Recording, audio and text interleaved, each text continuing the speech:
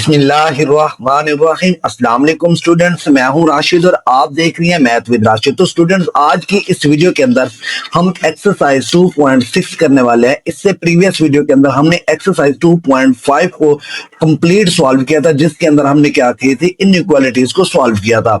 अगर आपने अभी तक ये वीडियोस नहीं देखी तो चैनल पे जाके ये वीडियोस देख सकते हैं, और आपने अभी तक चैनल को सब्सक्राइब नहीं किया तो मैथ विद राशिद को लाजमी सब्सक्राइब कर ले, ताकि आप तक मैथ विद राशिद की वीडियोस पहुंच सके। तो चलिए स्टूडेंट्स, आज के हम अपने इस वीडियो को स्टार्ट करते हैं। मेरे पास एक्सरसाइज 2.6 है। इस 2.6 ये इस चैप्टर 2 की सबसे आसान और सबसे शॉर्ट एक्सरसाइज है। हमने इस एक्सरसाइज के अंदर चेंज करना है किसको, सब्जेक्ट को। हमने जस्ट क्या करना है, सब्जेक्ट को क्या करना है, चेंज करना है। सबसे पहले हम समझते हैं कि सब्जेक्ट होता क्या है।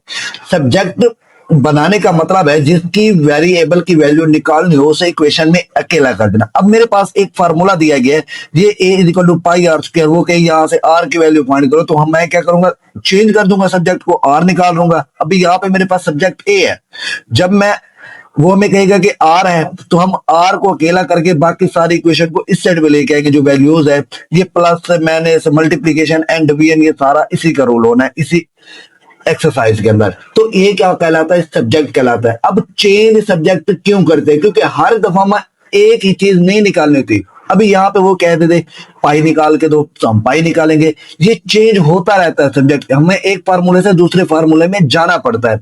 तो इसलिए हम क्या करते हैं, चेंज दिस सब्जेक्ट क्या करते हैं, निकालते हैं।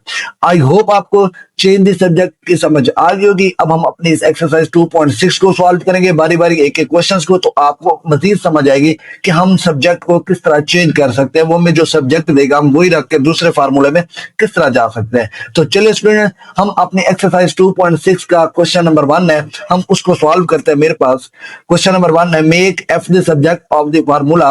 अब डिग्री दी गई है 5/9 इंटू फ़ारेनहाइट -32।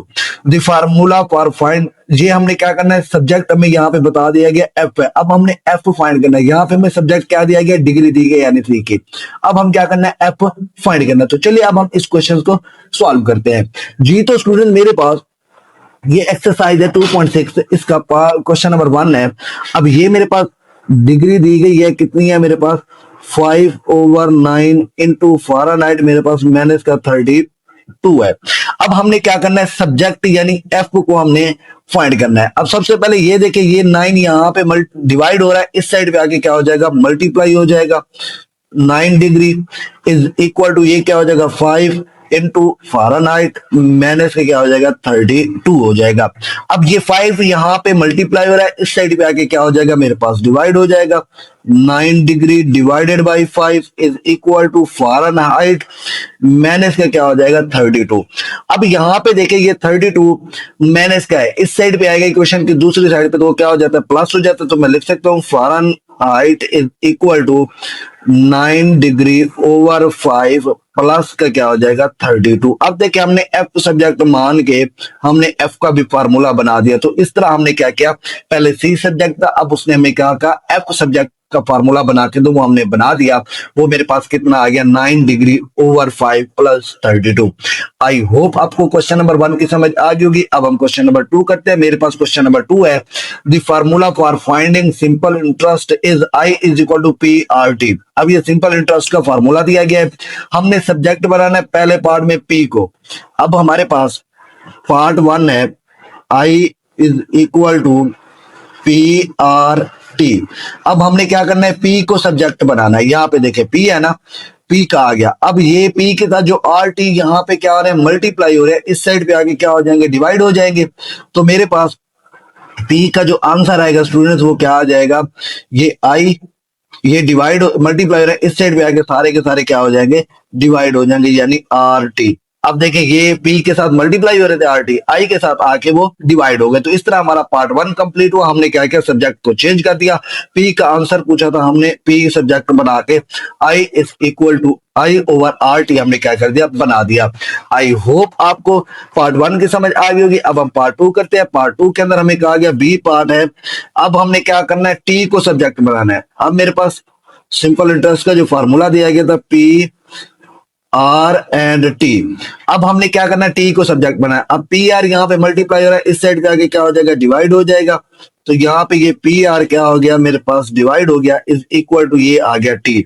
अब मेरे पास टी सब्जेक्ट बन गया, तो मैं इसको इस तरह भी लिख सकता हूँ, आई ओवर पी आर हो जाएगा मेरे पास। तो आई होप आपको इस तरह सब्जेक्ट बनाने की समझ आ गई होगी कि हमने पहले पी को किस तरह सब्जेक्ट बनाया, फिर हमने टी को किस तरह सब्जेक्ट बनाया। जस्ट आपने वैल्यू की जगह चेंज कर देनी, अगर प्लस हो रहा है तो दूसरी साइड पे माइनस हो जाएंगे, अगर मल्टीप्लाई हो रही है तो वो डिवाइड हो जाएगी, अगर डिवाइड हो रही है तो वो मल्टीप्लाई हो जाएंगे। आई होप आपको क्वेश्चन नंबर 2 की समझ आ गई होगी। अब हम क्वेश्चन नंबर 3 करते हैं जी। तो स्टूडेंट मेरे पास क्वेश्चन नंबर 3 है, मेक ए। अब हमने ए को सब्जेक्ट बनाना है, ये मेरे पास फार्मूला गिवन है। अब मैं इस फार्मूले को लिखता हूं, S is equal to 2a plus into n minus 1, इधर क्या आ जाएगा, डी आ जाएगा। अब हमने क्या बनाना है, ए बनाना है। अब अगर आप ये देखें स्टूडेंट्स, ये सारी वैल्यू यहाँ पे क्या हो रही है, प्लस हो रही है, इस साइड पे आके क्या हो जाएगी, माइनस हो जाएगी। S minus into n minus 1 into d is equal to क्या हो जाएगा, 2a हो जाएगा। अब यहाँ पे देखें तो मेरे पास ये 2 क्या हो रहा है, मल्टीप्लाई हो रहा है, इस साइड पे आगे क्या हो जाएगा, डिवाइड हो जाएगा। तो मैं इसको लिखना चाहूँ, S minus into n minus 1 d, ये क्या हो जाएगा, 2 यहाँ पे आके डिवाइड हो जाएगा, इज इक्वल टू ए आ जाएगा। अब ए को मैं इस साइड पे लिख लेता हूँ, A is equal to S minus N minus 1, ये क्या हो जाएगा, डी ओवर क्या हो जाएगा, 2। तो इस तरह हमने ए को सब्जेक्ट मान के ये फार्मूला ड्राइव किया, तो मेरे पास ये आंसर आया। आई होप आपको क्वेश्चन नंबर 3 की समझ आ गई होगी। अब हम क्वेश्चन नंबर 4 करते हैं जी। तो स्टूडेंट मेरे पास क्वेश्चन नंबर 4 है, The volume of a cylinder is given by the formula।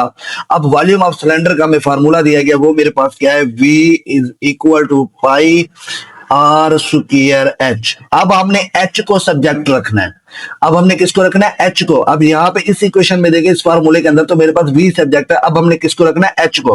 अब ये वी आर स्क्वायर, अब यहाँ पे मल्टीप्लाई हो रहा है, इस साइड पे आके क्या हो जाएगा, v के नीचे डिवाइड हो जाएगा, pi r square is equal to क्या आ जाएगा, एच। अब जो मेरे पास एच का फार्मूला बना, v over pi r square. तो इस तरह हमने एच को सब्जेक्ट मान के अपना फार्मूला ड्राइव कर लिया। आई होप आपको क्वेश्चन नंबर 4 की समझ आ गई होगी। अब हम क्वेश्चन नंबर 5 करते हैं। क्वेश्चन नंबर 5 में कहा गया था एरिया ऑफ ट्राइपीजियम। अब एरिया दिया गया किसका, ट्राइपीजियम का, 1/2 एच इंटू बी, 1 प्लस क्या है, बी 2 है मेरे पास। अब हमने एच को सब्जेक्ट मान के नया फार्मूला ड्राइव करना है। हम उसको कैसे करते हैं, चलिए इस क्वेश्चंस को सॉल्व करके देखते हैं कि हमारे पास एच सब्जेक्ट पे तो फार्मूला क्या बनता है। अब स्टूडेंट्स ये 2 यहाँ पे डिवाइड हो रहा है, इस साइड पे आके क्या हो जाएगा, मल्टीप्लाई हो जाएगा, A K is equal to h into B1 plus क्या हो जाएगा, B2। अब अगर आप ये देखें तो ये B1 प्लस B2 एच के साथ क्या हो रहा है, मल्टीप्लाई हो रहा है, इस साइड पे आके क्या हो जाएंगे, डिवाइड हो जाएंगे। तो यहाँ पे मेरे पास जो एच का फार्मूला बनेगा 2a ओवर नीचे क्या आ जाएगा मेरे पास, B1 प्लस का क्या आ जाएगा, B2। तो इस तरह मेरे पास नया फार्मूला जो बना H का, वो मेरे पास क्या बन गया, 2a over B plus B1 plus B2। हमने क्या किया, H को सब्जेक्ट मान के इसको सॉल्व किया।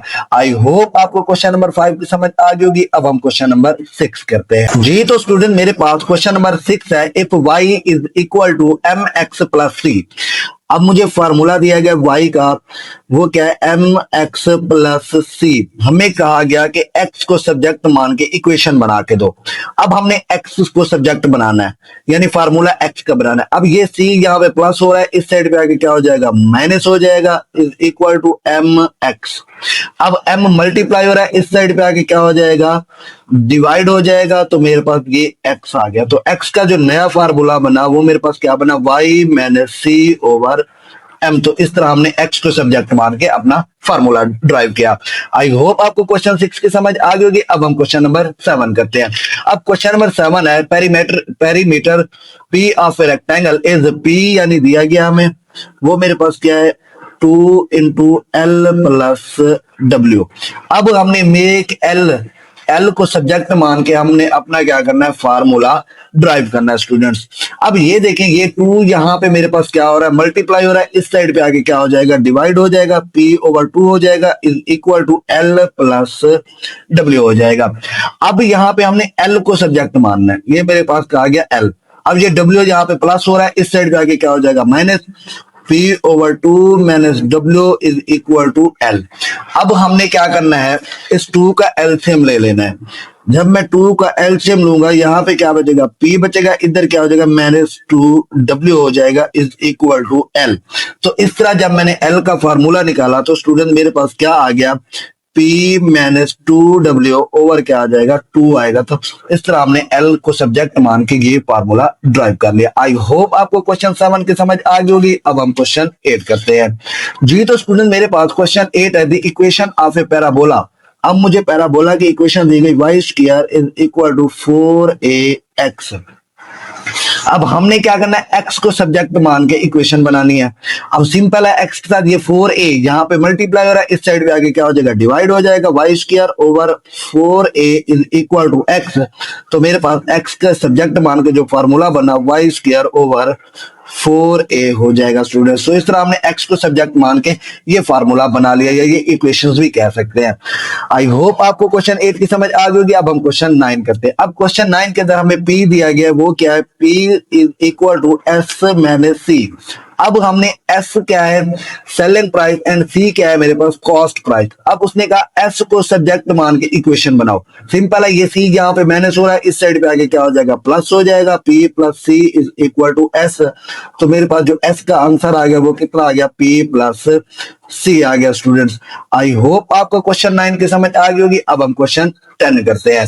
क्वेश्चन 10 के अंदर हमें वॉल्यूम ऑफ द कोन दी गई है स्टूडेंट्स। अब वॉल्यूम ऑफ द कोन कितनी है, V is equal to 1/3 pi r square h है मेरे पास।